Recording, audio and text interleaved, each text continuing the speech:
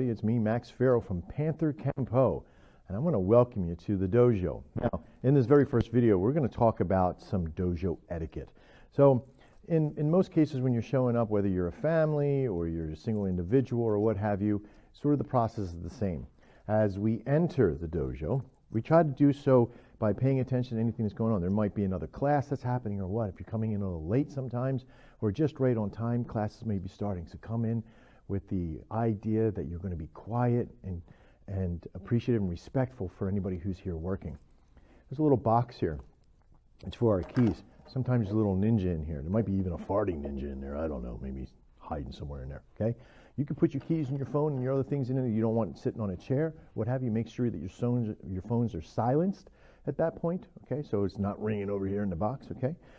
You can choose a seat anywhere over in the seat that's available. If you see shoes underneath, and I brought my shoes, normally I'd be wearing them, but I also wear open-toed shoes or slip-ons because when I get to the mat from here to there, I want to have something on my feet, or if I have to use the restroom, I don't have to put my shoes on. So keep in mind that you might want to come either fully dressed or what have you. If you don't have your gi on yet, or if you don't have a gi, however you present yourself when you come on.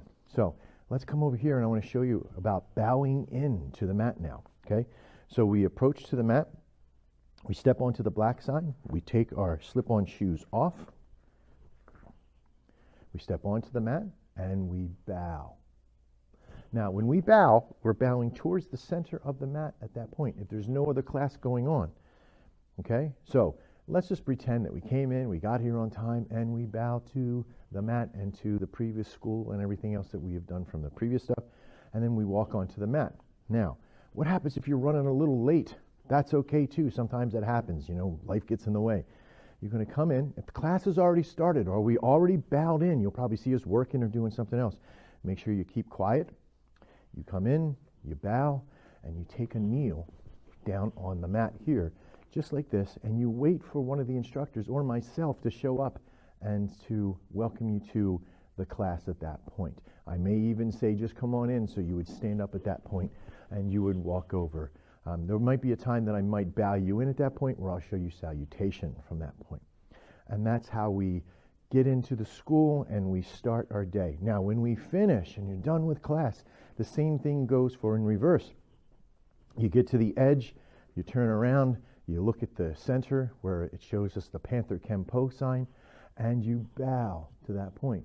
You then just step back, get into your shoes or sandals, or whatever you have at that point, and then you exit the mat, grabbing your stuff. Don't forget your keys in the box. All right, the farting ninja will let you know. Okay, so that's all about the etiquettes when we first get here. Remain quiet. Make sure your stuff is stowed. If you see shoes under a chair and they're not your shoes, that's not your chair. Okay.